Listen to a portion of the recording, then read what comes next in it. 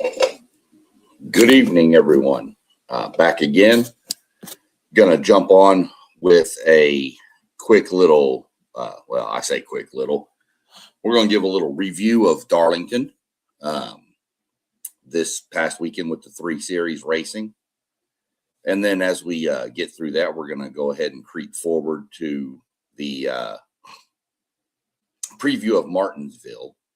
We're gonna go from the egg-shaped track to the paperclip. So looking back at Darlington was a good weekend of racing across all 3 series, to be honest.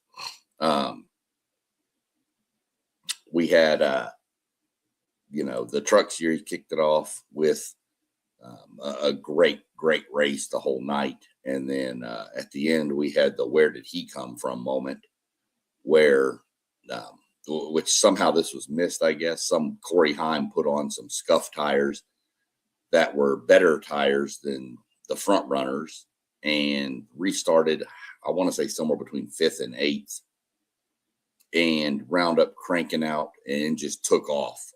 You could tell how much tires make a difference. And if you watch the preview I did about Darlington, you'll see that was mentioned, that tires, even 2 to 3 lap tires, could make a difference on this track. So obviously it did in that race. He just literally came from nowhere and just blitzed past everybody to take the win. I don't want to say steal the win, because Corey Heim is a phenomenal driver. So that's what we had there with the Craftsman Truck Series.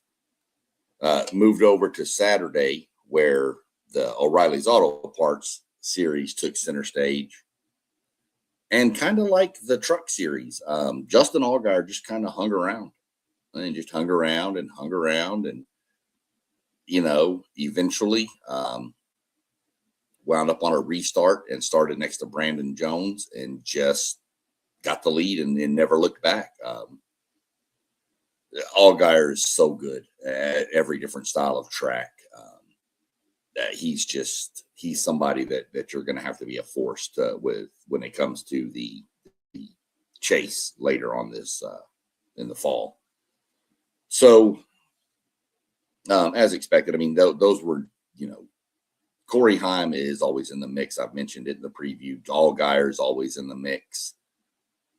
So it's hard to pick against either one of those two. And as we get into Martinsville, it'll be much of the same probably. I don't think Heim's going to run Martinsville, but we'll see.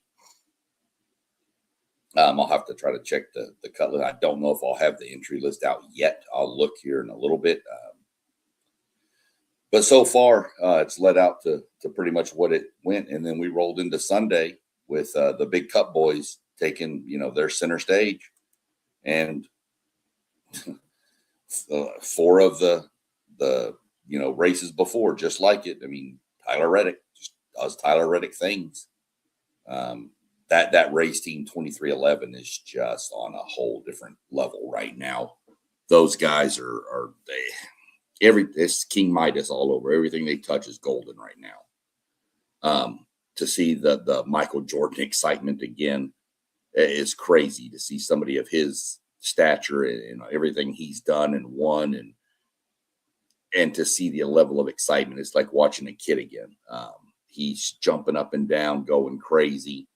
And then when you watch him next to Tyler Reddick, it's even funnier, because Tyler Reddick is like 5'2", maybe. That's probably a joke. No disrespect to Tyler Reddick or any short people out there, but it's pretty funny to see Jordan standing next to him. So, but Tyler Reddick, won the pole, dominated. There for a while, I thought RFK Racing, Roush Fenway Keselowski Racing, was going to have something for. At one point, you had all the RFK cars, the 6, the 17, and the 60, running 1, 2, and 3. Brad Keselowski actually won the first 2 stages of the race and finished second overall. But Tyler Reddick, again, had better tires at the end. And once he got clear and all he had to do was chase down Keselowski, it was just a matter of time. I mean, he was knocking, 3 to 4 tenths a lap a second off, which doesn't seem like much when you're measuring 3 to 4 tenths of a second. But when you've got, 20 laps to go and you're a second or two behind, 3 tenths of that second per lap, that's, 3-4 laps and you've passed him. So once he got ahead of Brad, it was pretty much game over at that point. Ryan Blaney had a really good car. Again, Blaney does really well at those tracks. Had some issues with some other cars. Joey Logano just missed the setup completely on his car and was just bad. Finished massive laps down. Bubba Wallace for 2311 had a bad little run there. So just, I don't know what's going to take for Reddick and that 2311 team. They just, like I said, they've got everything clicking right now. There's nobody locked into the chase yet. We've raced, a few races out of 26. So, nobody's locked in. Nobody's really eliminated yet. But you've raced 6 races out of 26. So you have 20 races to go. So we'll get into point standings here in just a little bit. But all in all, Darlington proved to be what Darlington is.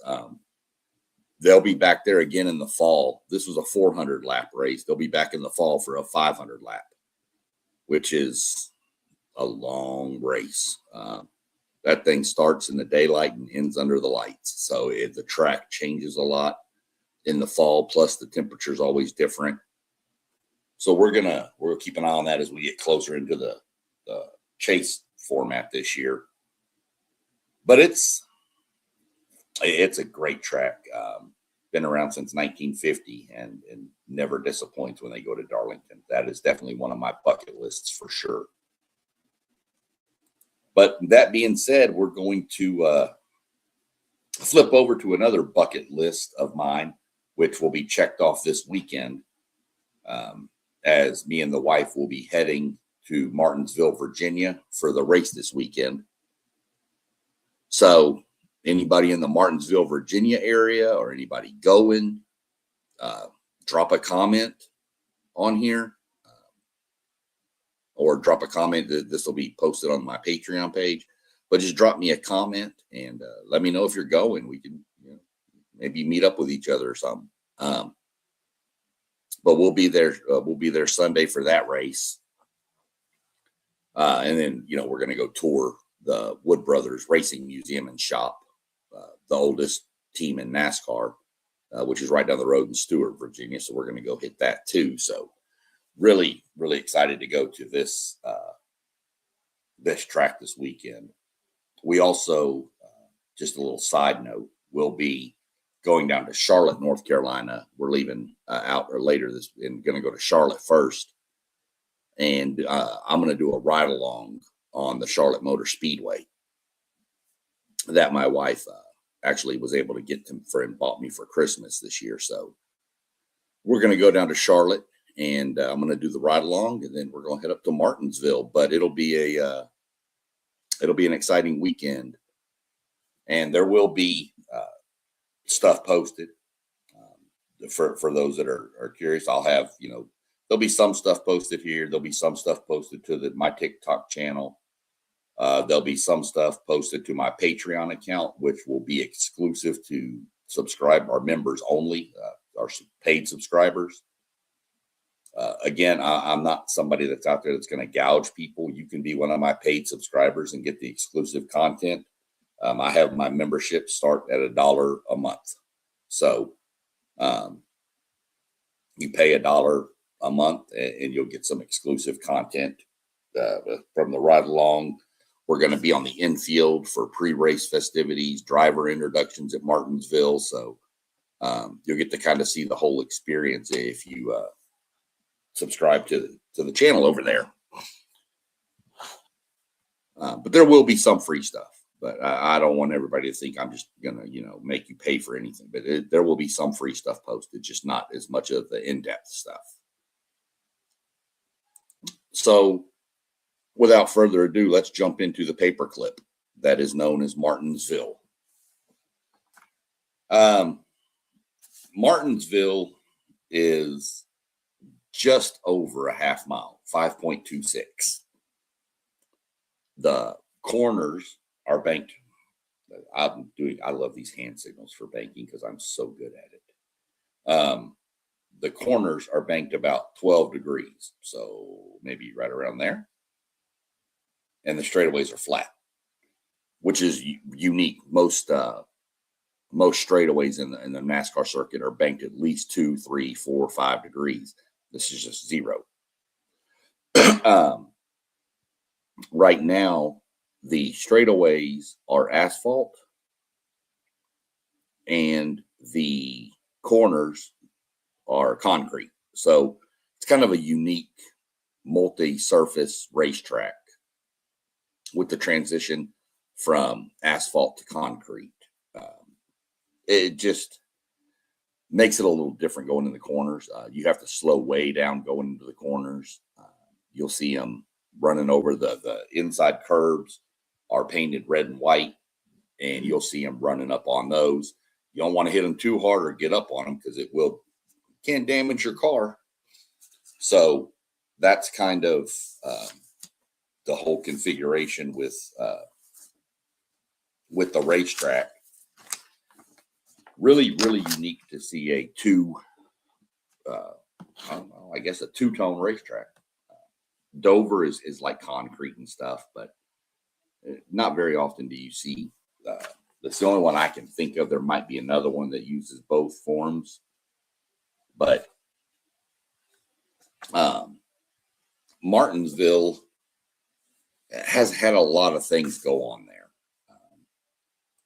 We just kind of went through the track layout right there. It's a paperclip. That's what it's shaped like. If you look at a paperclip, that means just long straightaways, tight corners. I mean, these tires are really tight.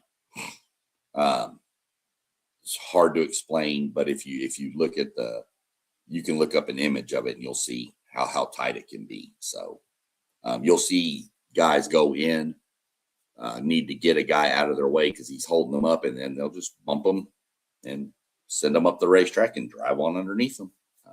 Bump and run. You're going to see it a lot. So that's one thing to watch out for, is everybody always says when you go to these short tracks, you do have a tendency for some aggression and some tempers to flare up. So that's always something to watch. Looking back at some of the previous winners here, no shock. The most all-time wins at this racetrack are owned by Richard Petty with 15 of them. Darrell Waltrip won 11. Jeff Gordon, Jimmy Johnson both have 9. Rusty Wallace 7. Dale Earnhardt 6. The first driver that's active right now is Denny Hamlin. He has 6 of them also. Your next active would be William Byron with 3. And then you drop down and you get into Ryan Blaney has 2 wins here, and so does Kyle Busch, so does Kurt Busch. They both have 2 wins here, his brother. So, but Kurt's not active, but Kyle has 2. So you got to kind of watch who you're picking this week. I'll go into some of the race predictions and picks later. I'm not going to set my fantasy lineup on this broadcast because I like to wait till qualifying is over, but I'll kind of go through it and kind of give you some ideas on who I'm looking at. And qualifying does mean a lot at a short track because it doesn't take long for the leaders to get up on you and catch you. You're running. You're running roughly on the Cup Series. You're running 18-second laps, 18.8, so 19 roughly second laps, I guess. So you figure over 2 laps a minute. Actually, almost 3 laps a minute, to be honest, if you want to get real close. in the Xfinity series. Now, these were times based on 2024 also, so these could have been increased by them. The Xfinity series was 20.21 was the fastest lap there. And the truck series is 19.9, but the truck series isn't racing this weekend. This is an off weekend for them. So going into more of the preview, we looked at some of the previous winners. Looking at the O'Reilly series, you've got to look at Justin Allgaier again. You just have to. Allgaier, Carson Kvapil, Love, Austin Hill, Sheldon Creed, Sam Mayer, Brandon Jones.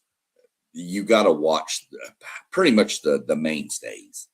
We'll look at the point standings and give you a little more, but I mean, obviously Chevy has the most vehicles in this whole series. I think Ford only has 3 or 4 entries. Toyota doesn't have that many either. Chevy pretty much bet on a Chevy to win almost in this thing. But you have to watch the Joe Gibbs with Brandon Jones. They have an open car with the 19. I'm not exactly sure who's driving that this week. It kind of bounces around. We'd have to see if we have a entry list for it, just to see if there is. See if we have one. Oh, we do have one already. Let's go look and see who's entered so we know who we can look at. So see if there's any Cup Series guys dropping down. Let's see. None so far. Brent Cruz is somebody to watch in this also. I mentioned Creed, Carson Kvapil, Jesse Love, Justin Allgaier. Let's see. There's got to be some of these guys dropping down. Nobody. Maybe not. No, Ross Chastain is the only Cup Series driver dropping down. So you want to watch him as well. You always watch the Cup Series guys in these events. Really, those are the guys that I'd be looking for. William Swalich is another one to watch out for. But, those are the guys that I'd look for. While we're looking at that, let's go ahead and just look at the Cup Series and see if we have any open cars trying to qualify. And it looks like we have one because we have 37 cars. Oh, Justin Allgaier is going to drive the number 39 car. Or I'm sorry, the number 48 car, I believe. Yeah, he's going to fill in. That's right. He's not eligible, but he's filling in for Alex Bowman, who's still out with the whole vertigo. So I'm trying to see who is going to be in the open-ish car because there's 36 chartered cars. And unless I missed something. Austin Hill. That's who it is. Okay. So Austin Hill is going to do double duty. He's going to drive the O'Reilly series, and he's going to drive the number 33 car for Richard Childress Racing. And Austin Hill might do really, really well in the Xfinity or O'Reilly's Auto Parts series. And he may not do well at all in the Cup Series. It's just that different level of competition. It's pretty crazy to look at it. So some names you'd look for there. Flipping over to the Cup side. I mean, this is not a good track for Tyler Reddick. But bet against him at your own will. I mean, the dude's won 4 of 6. So, and in fact, Toyota's won 5 of 6. The only other winner was Ryan Blaney, picked up a win. I want to say Phoenix is when Blaney won, but that's 1 Ford and 5 Toyotas. Chevy's been shut out, which is extremely rare for this time of the year. But names to watch. Who you got to watch this weekend on the Cup? You watch Blaney. Ryan Blaney is really, really good at this track. William Byron's really good.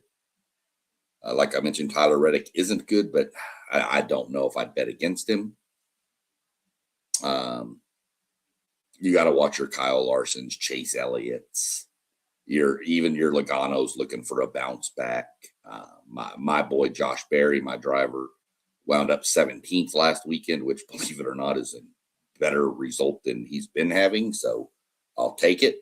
He's good on the short tracks. He knows how to manage his equipment. So we'll see how he does at Martinsville. But Denny Hamlin, your mainstays here. Martinsville is going to take. Martinsville's a track that you need. Experience plays a factor. Not to say that a young up and comer rookie or something can't sneak up there, but experience is there for a reason in these cars and how they drive and how to handle the corners with the speed variance going up and down. You've got the bigger horsepower this year on this track also. So you're doing the 750 package, pretty much what we ran at Darlington, just on a different style track. It's just more flat. So this will be like a sister track to New Hampshire Motor Speedway. They're both pretty similarly flat and stuff like that. So the Cup Series, though, you want a wild card, Carson Hocevar, Ross Chastain. We'll get into Ross Chastain here in a few minutes. So predictions on this weekend. We'll jump over here and I'll share my screen again so that we can let everybody see what we're looking at. We'll go over here to the fantasy lineup. So click on this.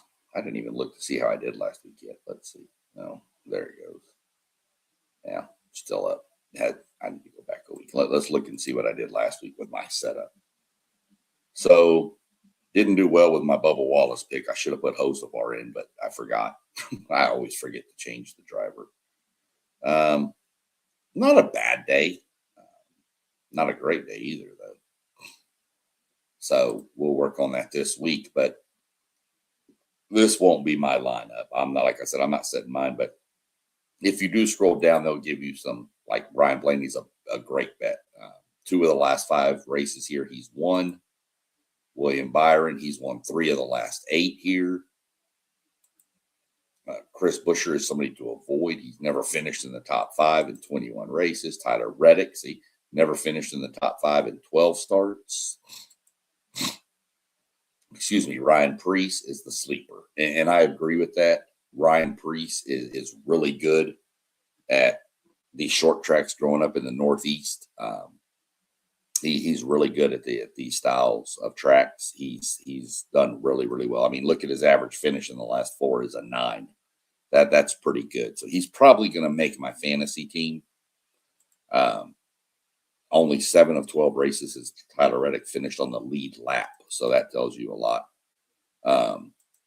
And Blaney's got an 8.2 average finish, is the best of all active drivers at this track. So I'm looking, Blaney, Byron. Blaney, Byron, Larson, Chase Elliott, another one who I think is kind of getting overlooked a little bit. Tyler Reddick doesn't do well here. I would almost want to lean towards Bubba Wallace having a rebound, but part of me saying I might just try to stay away from that whole race team at this track. I could be definitely wrong, but that's kind of where I'm looking at going with this week. I can almost guarantee you Ryan Blaney and William Byron will be in my fantasy lineup. Though those are 2 that I would put. I'm leaning towards Blaney winning this race, but we'll have to wait and see how it plays out. I mean, if Blaney has a problem or Byron has a problem in qualifying and starts from the back, it could be a rough day. So that's why don't set your fantasy lineup till after qualifying, which is Saturday afternoon. And the only 2 series are racing this weekend. Like I mentioned, The practice and qualifying for the O'Reilly Auto Parts Series will be Friday, with the race being run Saturday. I did see there's a chance for some rain, I believe, in Martinsville Friday, so it is a potential that they push qualifying up or move it to Saturday and do kind of like they did last weekend. It's going to make it a cram-packed day on Saturday at the racetrack, though, because you're going to have the Cup Series qualifying, and then if the O'Reilly's Auto Parts has to qualify Saturday, you're going to have to do that about 10 o'clock in the morning with practice and then do qualifying. Or they may just scrap it and do it. They have a metric they can set the starting rotation, the starting grid by, and they may do that. So we'll just have to play it by ear. If they can get it in, they're going to get it in. But if they can't, they'll set it by the metric and let it just kind of go from there. And the metric is based on percentages of your finish in the last race and owner's points, and it's like 70-30 percentage splits, and it's math stuff, and I don't want to bore everybody on it. So that's just kind of where that sits, is we'll just play that by ear. But the Cup Series, like I said, kicks off on Saturday with their qualifying and practice, and then qualifying, sorry. And then you have the O'Reilly's race Saturday night or Saturday afternoon, whenever the Cup Series is done practicing. I think it starts at 5:30.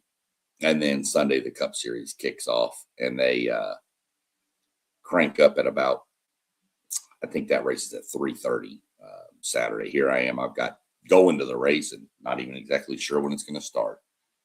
Let's go back and look. I want to get this right for y'all. Why it doesn't have the weekend schedule up here, I don't know, but whatever. On the app on the phone, it does. It just straight up says weekend schedule. So let's just go here and see what we can find. Eventually, it will load. There it is. It's the Cup Series. So yeah, 3:30 Eastern on Sunday for the Cup Series. And if we jump to the O'Reilly Series, it will be, it's going to be at 3:30. So I guess qualifying is at noon. So the Cup Series will be done qualifying and give them time to get on the board. So that's fine. But with it being at 3:30, we'll have to keep an eye on the weather to see what happens with all that, with the qualifying and stuff. So we'll go look at our point standings, and we'll start with the O'Reilly Series. I can share this again.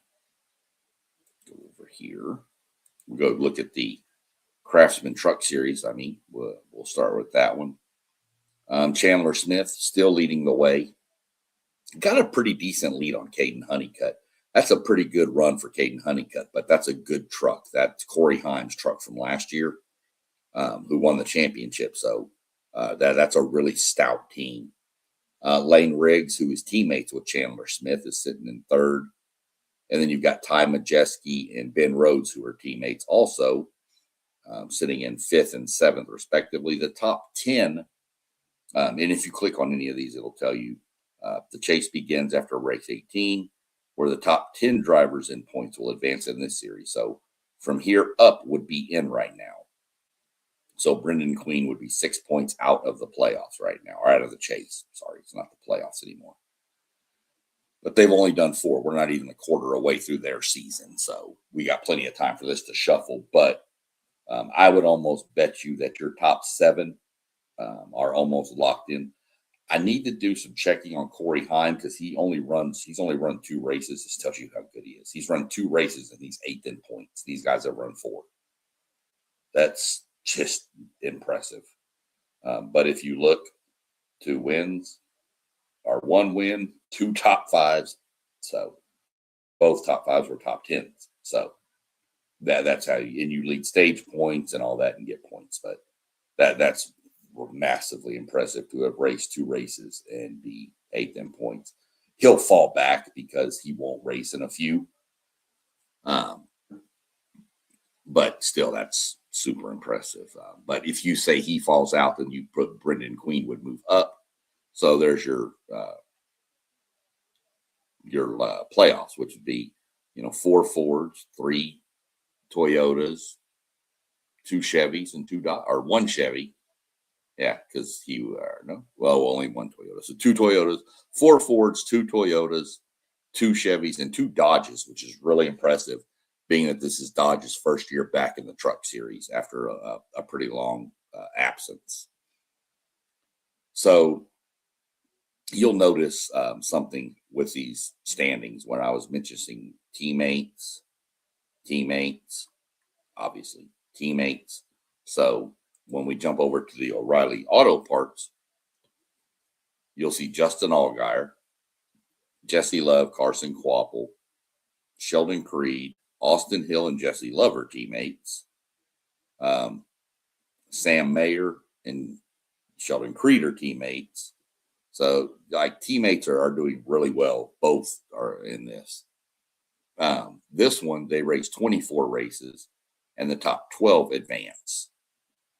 So, right now, you're looking from Taylor Gray, Sam Mayer, Raja Carruth, Parker Retzloff, Brandon Jones, Corey Day, Sammy Smith, Austin Hill, Sheldon Creed, Carson Kvapil, Jesse Love. Those would be your chase competitors right now. But as you can see, not 1 Ford and only 2 Chevrolet or 2 Toyotas. There's a Ford down here, a Ford here, a Ford here. There's just not. This is just a Chevrolet has put more money and dominate into the series. So Justin Allgaier is probably the one to watch for me. I think Justin Allgaier is a super. But look at the laps led. Jesse Love's led 208 laps, has 0 wins. He's led 92 and has 2. 38 and 1.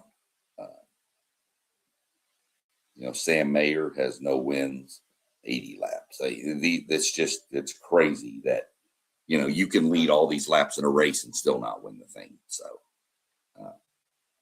and then we'll go to the Cup Series point standings. Now, this is 26 drivers or 26 races make up the regular season and 16 in points advance.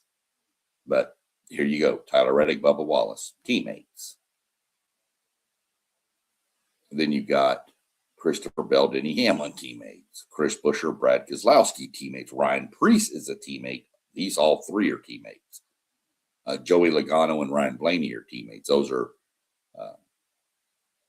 the 2 teammates, 2 Fords. So if you look, the top 16, you've got 1, 2, 3, 4, 5 Fords, 2, 3, 4, 5 Toyotas, and then you'll have 6 Chevrolets. 5, 6. So, it's kind of crazy to see Kyle Larson this low in the points, 10th.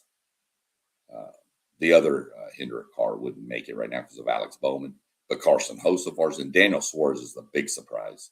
So is Shane Van Gisbergen. Shane Van Gisbergen probably more of a surprise than Suarez, but Van Gisbergen got a couple more rough racetracks coming up for him with Martinsville, followed by Bristol. So we'll see if he can hold on. But Daniel Suarez, after switching from Trackhouse over to Spire in the offseason, it's really impressive. That 7 team has struggled over the past few years. So something's clicking for them. I'd like to see him keep it up. I like Daniel Suarez. I think he's a great guy, and he's a pretty talented driver too. So that's what we're looking at with the point standings. But now we'll get into some fun stuff with Martinsville. I mentioned, Martinsville and the way it's laid out, and it's been around since 1949. The first race there was won by actually Red Byron. He won the first race there in 1949.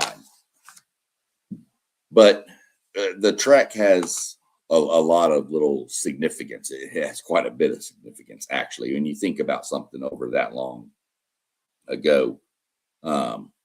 Something that's been around for that long, that kind of explains why. But when you look at it, but before I get to the next comment, this is where they actually, if you want to watch a movie, that it's inspired by former driver and used to be team owner Junior Johnson. It's called The Last American Hero. It was from 1973, so probably not been remastered, and it's probably going to have pretty crazy graphics. But just a little fact there that it was, used for filming of a movie. But one thing this track is known for is the dog stand. And it's not a place where you go to walk your dog. It's the Martinsville hot dog stand. And yep, they still sell $2 hot dogs. And they come with toppings. Most of them are sold mustard, chili, coleslaw, and onions. I don't get the coleslaw on a hot dog, but I'm originally from the South. It's just not something we did down in Texas. But to each their own, I'd probably try it just because it's a Martinsville hot dog. And to me, do the thing. You get a sack of them for $12, which is obviously 6 hot dogs. I'm really looking forward to it. If you watch the race this weekend, you'll hear them talking about it quite a bit. It's let's go get a hot dog. And so I'm excited to go check it out and see what it's all about. Hot dogs may be great. Hot dogs may be terrible, but I'll tell you what, if you subscribe to my Patreon, you'll find out whether they're good or terrible. So that's one thing I'm looking for. But for the fact that they're still $2, where if you go to any other sporting event and get a hot dog, unless it's Dollar Dog Night or something, you're going to spend $3.50, $4. So $2 is a pretty good little deal. I like it. It also is known for a couple of different reasons. The biggest one we'll get into next. But why was the 1984 race so important in the history of NASCAR? Well, 1984, there was a race team called, it had a couple of different names. I think at that point it was either just changed over that year to Rick Hendrick Racing or Hendrick Motorsports, sorry, or it may have still been called All-Star Racing. But Rick Hendrick was involved, who was the owner of Hendrick Motorsports. Well, he was just like, we're just wasting money. We're not good. We need to get out of this. We're blah, blah, blah. Well, the driver, Jeff Bodine, and Harry Hyde, the crew chief, who is portrayed in the movie Days of Thunder, pretty much so, just said, look, we just need a little more time. They weren't even going to go to Martinsville and race, and they decided to. And they won. Rick Hendrick didn't even go. He had a church commitment with his church. But he won, Jeff Bodine won the race. And that changed everything, because then Rick Hendrick decided, okay, we'll stay with it. Now they're the most successful organization in NASCAR's history. So crazy how one win can just change everything. We may not have ever had Hendrick Motorsports. I mean, we would have had somebody else in their place, but somebody as dominant as Hendrick Motorsports has been, it's crazy to think that one race and having to beg for another race to have a chance. Pretty crazy when you think about the grand scheme of it all. But Martinsville is also known for the 2022 playoffs. Back then it was called the playoffs. And you had these races in the playoff where you had elimination races. At each, there was 3 different stages. If you go back and look, you'll see. But Ross Chastain had to beat Denny Hamlin by like 2 or 3 cars to advance to the next round. And coming into the last lap, it just, Denny Hamlin's just kind of monitoring and doing what he needs to do, and had everything under control, seemingly. Well, then Ross Chastain decides I have one chance and one chance only. And he literally, you can hear the announcer if you go rewatch this video. You can find it. And I'll give you the name of it here in a minute. He literally put his foot to the floor, put the right side of his car against the wall going into turn 3, and just held it there and never lifted. Kept his foot on the gas. He was going so fast around that corner. That's why when I gave you the 18.845 lap time for the track record as of 2024, that was the 2022 race where Ross Chastain did that, and he set the track record for lap time. Now, that move has since been banned. You cannot do that anymore. But it wasn't banned then, so he took advantage of it. The move is called the Hail Melon because Ross Chastain is a watermelon farmer, for his family is. So it became known as the Hail Melon. We have the Hail Mary in football, so we needed something. So that's how it got stuck. But you'll hear the announcer if you go back and watch that video clip where he's just like, Ross Chastain just did a video game move, and that's exactly what it looked like. I was sitting there watching the race going, what in the world is going on here? And he passed like everybody, including Denny Hamlin, to advance to the next round of the playoffs. Safety issues are the reason it's banned, because if he hits the wall or something goes or car bumps out, just if he doesn't hold it against the wall the whole way, it's going to be nasty. There's going to be people seriously injured. Drivers, crew chiefs, probably our pit members from pieces flying everywhere, fans from debris. So it's understandable why NASCAR banned it. But I have to say, I'm glad I got to see it when it happened, because it was pretty impressive. Just YouTube Hail Melon, and you'll watch it numerous times. I'm not going to give credit to it, but I think that the phrase, I'm putting it to the floor and I'm not going to lift until I see God or the checkered flag, is where it came from, that race.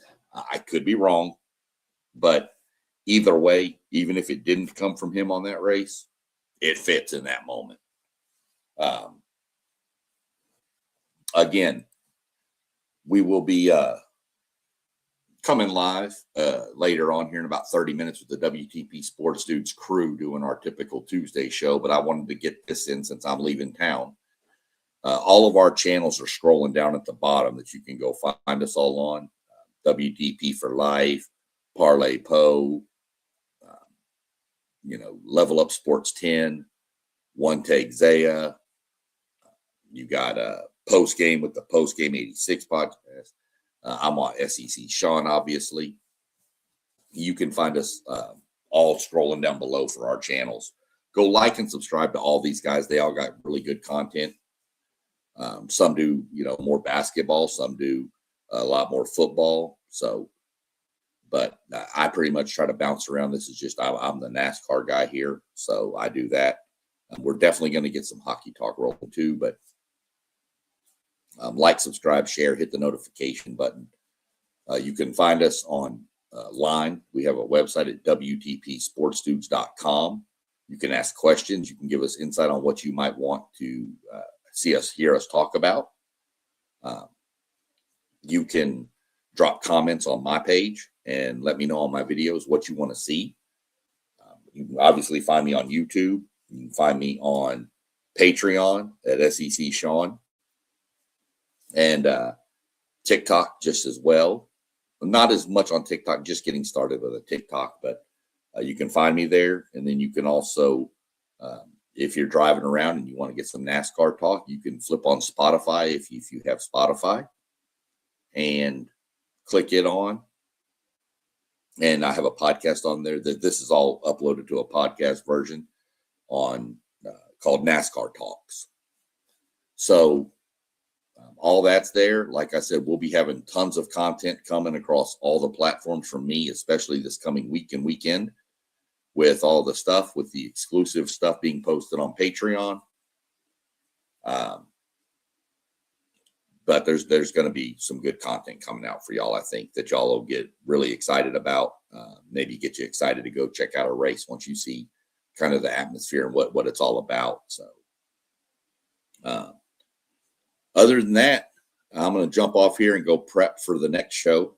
So y'all have a good evening, and we will catch up with y'all next week.